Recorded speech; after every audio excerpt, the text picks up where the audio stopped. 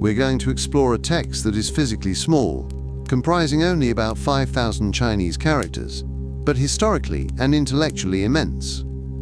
We are speaking of the Lao Zi, more commonly known to the world as the Tao Te Ching. If you were to hold the original text in your hands, you would be holding the cornerstone of Taoism. To understand the heart of Chinese culture, one must understand the unique position this book occupies. The cultural status of the Lao Zi. To begin, we must place this book in its proper context within Chinese history. For over 2,000 years, Chinese culture has been supported by three main pillars: Confucianism, Buddhism, and Taoism. There is a famous analogy used by scholars to describe the relationship between these three. Confucianism is like a grain store. It provides the daily rice and bread, the essential spiritual nourishment for ethical living and social order. You cannot live without it. Buddhism is like a department store. It offers a vast array of goods for the spirit, available for those who have the time and money to browse and select what they need for their afterlife or spiritual cultivation. But Taoism, and specifically the philosophy of Lao Zi, is like a drugstore or a pharmacy. In times of peace and health, you might ignore it. But when the country is sick, when society is in chaos, or when an individual faces a crisis of survival, this is the medicine you inevitably turn to. History bears this out. If you look closely at the great dynasties of China, the Han, the Tang, and others, you will find a secret pattern of governance. It is often described as internal Huang Lao, external Confucianism. Huang Lao refers to the Yellow Emperor and Lao Zi, essentially the Taoist philosophy.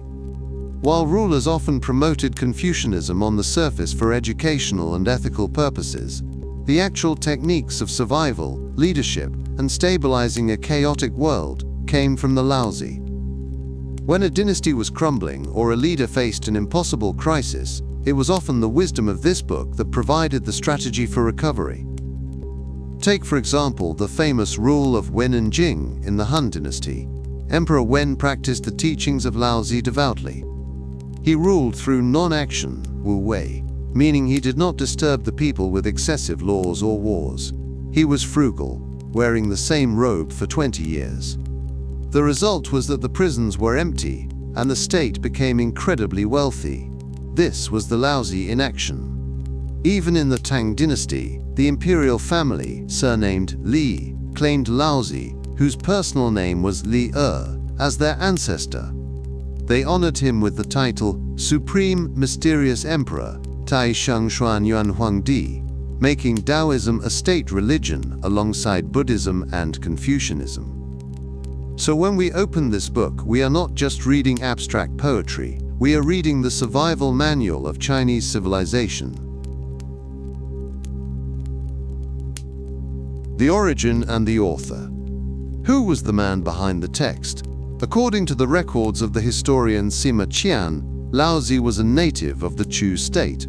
He served as a historian in charge of the secret archives of the Zhou dynasty. He was an elder contemporary of Confucius. There is a famous historical account where Confucius went to ask Lao Zi about the rites. When Confucius returned to his disciples, he was awestruck. He said, "Birds I know can fly, fish I know can swim. But as for the dragon, I cannot know how it rides on the wind and clouds and ascends to heaven. Today I have seen Lao Zi, he is like a dragon." The legend of how the book was written is equally dramatic. Seeing that the Zhou dynasty was in decline, Lao Zi decided to leave civilization. He rode a blue ox toward the west. When he arrived at the Hangu Pass, the gatekeeper, a man named Yin Ji, saw a purple mist arriving from the east, a sign that a sage was approaching. Yin Ji recognized the sage and said, "You are about to withdraw into retirement. Please, write a book for me." Forced by this earnest request, Lao Zi wrote a text in two parts, discussing the Tao, the way, and Te, virtue. He handed over these 5,000 words and then departed into the desert, his final destination unknown.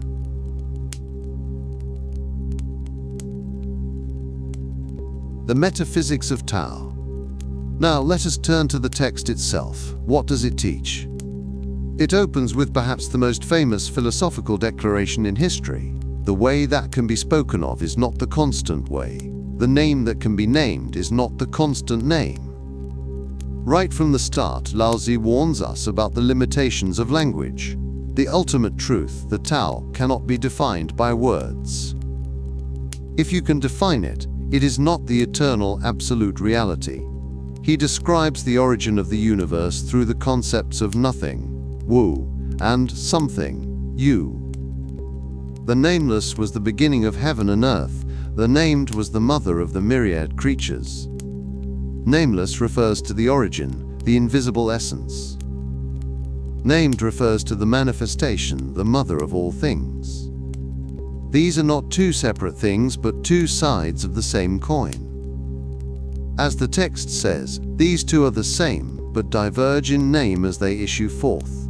Being the same, they are called mysteries. This mystery, Xuan, is the gateway to all understanding. Lao Zi teaches us that the universe operates on a principle of cyclical balance.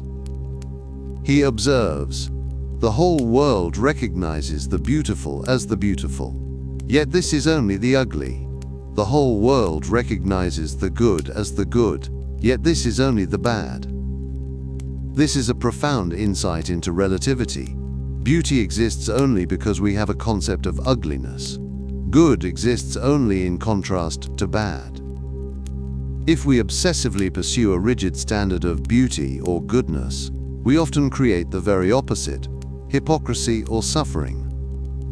He continues, thus something and nothing produce each other. The difficult and the easy complement each other.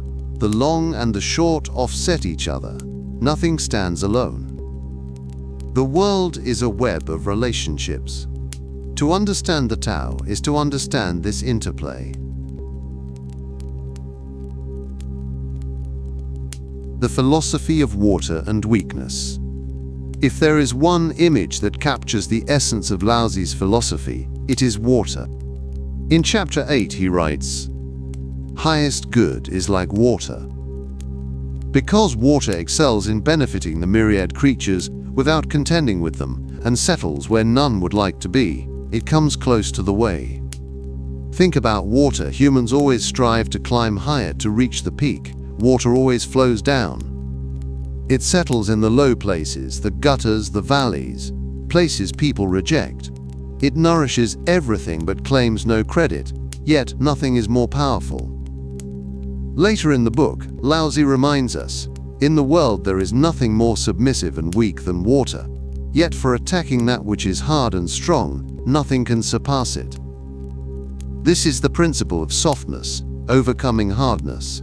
In a storm, the rigid tree breaks, but the flexible grass bends and survives. Lao Zi advises us, the hard and the strong are the comrades of death. The supple and the weak are the comrades of life. To survive, to lead, and to endure, one must be like water, flexible, humble, and relentless.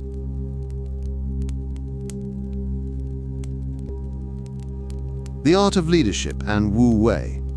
How does this philosophy apply to the real world of governance and leadership? This brings us to the famous concept of Wu Wei, often translated as non-action. Many misunderstand this as laziness or doing nothing. This is incorrect. The text says, the Wei never acts, yet nothing is left undone. Wu Wei means acting in accordance with nature. It means not forcing things. It means removing artificial interference so that things can grow naturally. Lao Zi advises rulers, governing a large state is like boiling a small fish. If you have ever cooked a small fish, you know that if you keep poking it, flipping it, and messing with it, it falls apart. You must apply heat gently and let it be. A government should not constantly disturb its people with excessive laws, taxes, and interference. He warns that the more you try to control society with rigid structures, the more chaotic it becomes. The more taboos there are in the empire, the poorer the people. The better known the laws and edicts, the more thieves and robbers there are. Instead, the sage leader practices a different approach. I take no action, and the people are transformed of themselves. I prefer stillness, and the people are rectified of themselves. I am not meddlesome, and the people prosper of themselves. This is the secret of the drugstore. When society is sick with overregulation and anxiety, the prescription is to step back, reduce interference, and allow the natural vitality of the people to recover.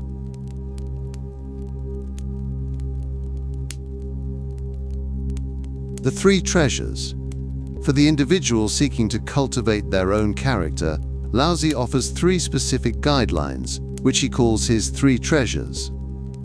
He says, I have three treasures which I hold and cherish. The first is known as compassion, the second is known as frugality, the third is known as not daring to take the lead in the empire. 1. Compassion. This is the foundation. It is the bravery that comes from protecting others, like a mother protecting a child. Being compassionate, one could afford to be courageous. 2. Frugality. Jian. This means simplicity. It is the conservation of energy and resources. By not wasting, you have the resources to be generous. Being frugal, one could afford to extend one's territory. 3. Not daring to take the lead. This is humility. It is the refusal to fight for the number one spot. By placing yourself behind, you actually end up in front. Not daring to take the lead in the empire, one could afford to be lord over the vessels.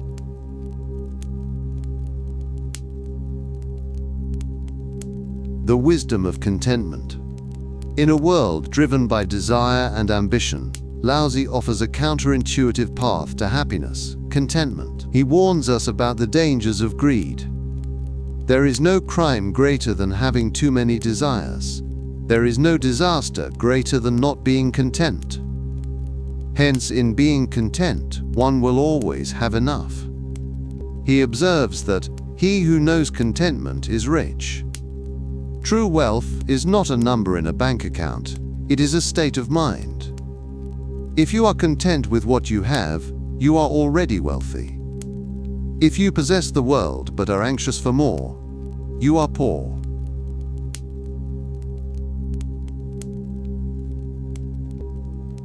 Military strategy.